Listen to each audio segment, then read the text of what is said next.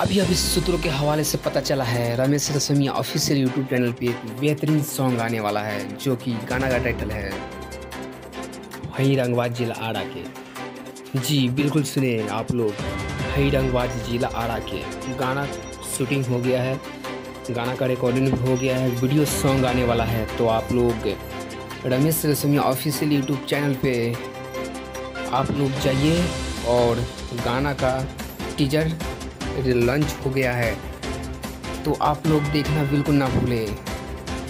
इससे पहले एक गाना इनका बहुत ब्लॉकबस्टर सॉन्ग रहा था, जो कि पासवान जी के नाम से चला था यूपी बिहार में, चलेला पासवान जी के रंगदारी।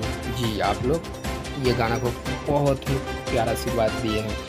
ठीक उसी प्रकार वही धुन और रुतबा के साथ एक गाना रिलीज होने जा रहा है, जो कि गाना का टाइटल है हई रंगबाज जिला आरा के, हई रंगबाज जिला आरा के।